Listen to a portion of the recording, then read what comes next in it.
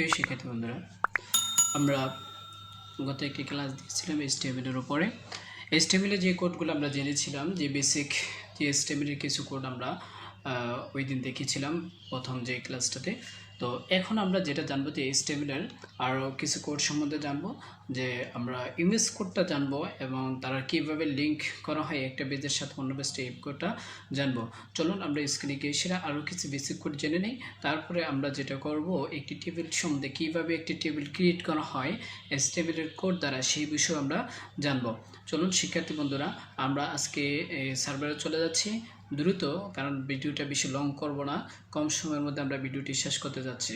তাহলে আমরা দেখিয়েছিলাম যে এটা কিভাবে আপনি ওপেন করবেন, সার্ভারে কিভাবে ওপেন করবেন, এবং আপনি এখানে রাইট ক্লিক করে আমি কি করতে পারি, নোটপ্যাড প্লাস প্লাসে ওপেন করব। তো নোটপ্যাড প্লাস প্লাস ওপেন হওয়ার পরে আমাদের এই যে কোডগুলো, এই কোডগুলো ওপেন হয়েছিল, আমরা গত ক্লাসে দেখিয়েছিলাম। তো আমরা এতগুলো দরকার নেই, এগুলো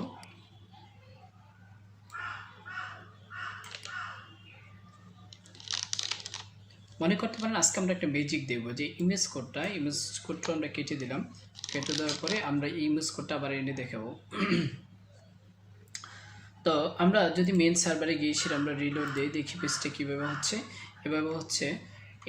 এই ছিল আমাদের গত দিনের স্ট্রাকচারটা। তো ইমেজ কোডটা আমি অন্য একটি বেসে দেখিয়েছিলাম, তো আজকে আপনাদেরকে ইমেজ কোডটা কীভাবে আনতে হয় সেটা দেখাবো। তো চলুন শিক্ষার্থী বন্ধুরা, আমরা আমাদের যে মূল ফাইলটা যেখানে আছে সেখানে চলে যাই।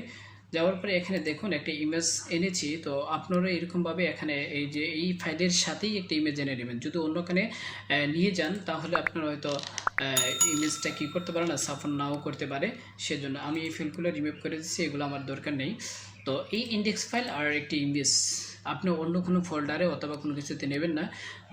ফোল্ডারে নেওয়ার পরে আপনি কীভাবে একটি HTML এর কোড ওপেন করবেন, ফোল্ডার থেকে কিভাবে ওপেন হয় সেটা আমরা পরবর্তী ক্লাসে দেখাবো।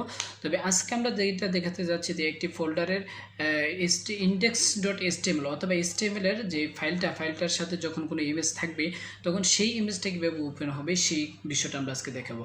তো সেই জন্য আমরা এখানে কী করতে হবে, এই যে ইমেজের জন্য যে একটা কোড লিখতে হবে, যে কোডটা হলো, আমরা লিখতে পারি যে ইমেজ লিখব, লেখার পরে দেবো src দেওয়ার পরে দেবো ইকুয়াল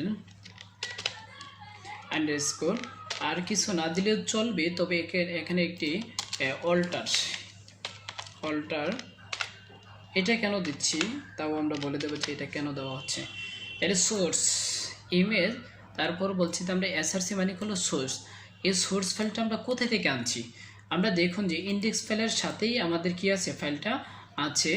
তো ইন্ডেক্স ফাইলের সাথে যেহেতু আমাদের ফাইলটা আছে, এখানে এই যে আমরা কি করব, সরাসরি এখান থেকে কপি করে নেব। তো কপি করে নিলে দেখা যায় যে আপনার বলের পার্সেন্টেজটা একটু কম হয় আর কি। তো এখান থেকে আমরা সরাসরি এখানে দিয়ে ফেললাম। দেওয়ার পরে এখন যদি আমরা সার্ভারে সেভ দিতে হবে, প্রত্যেকটা কাজে কী দিতে হবে, সেভ দিতে হবে। দেখুন আমরা রিলোড দেওয়ার পরে আমাদের পেজ এই যে ইমেজটা এসে পড়লো, কিন্তু কথা হলো এত বড় ইমেজ ভাই, এখন কী করতে হবে, ছোটো করতে হবে। বেটা অনেক বাইরে গেছে, ঠিক না? তাহলে কথা হলো যে অনেক বড় হয়ে গেছে, এই জন্য আমরা ছোটো করতে হবে। এই জন্য আমরা এখানে ছোট্ট একটি ইনলাইন স্টাইল করব, যেটা সিএসএস, কিন্তু সিএসএসের কাজ আমরা এখনও দেখাইনি, সামনে দেখাবো। তবে সামান্য একটি কাজ দেখাচ্ছি। স্টাইল ইকুয়াল, তারপরে দেখুন এই যে ডাবল কোটেশনে দেওয়ার পরে এখানে আমরা বইলা দেবো যে ওয়েট দেওয়ার পরে আমরা এখানে বইলা দিতে পারি যে 100 পিক্সেল, তারপরে হাইট দিতে পারি।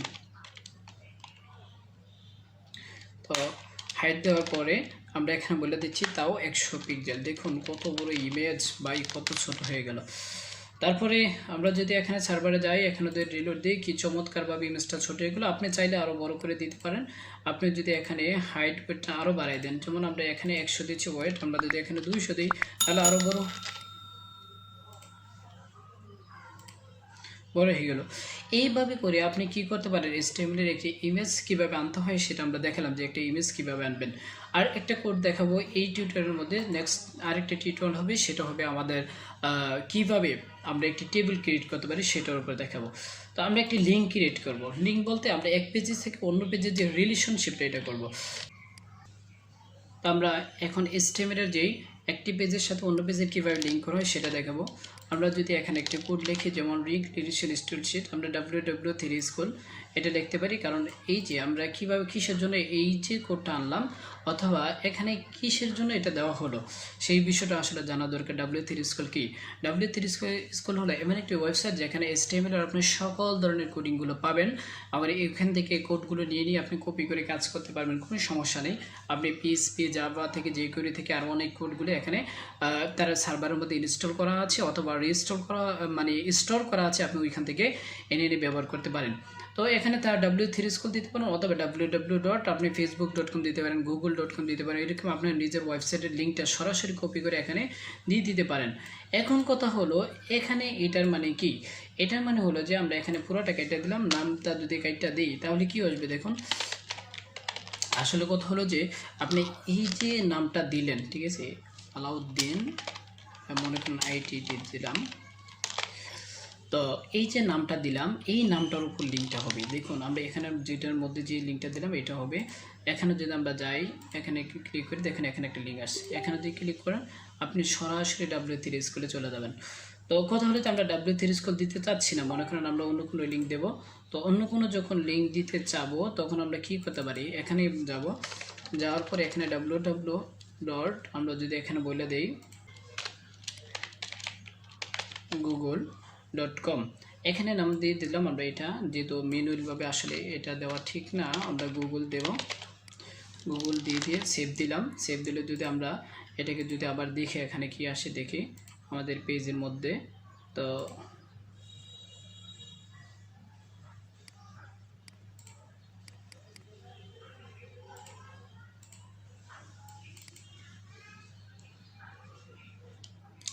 দেখুন প্রিয় বন্ধুরা এখানে আমাদের কি গুগল চলে আসলো।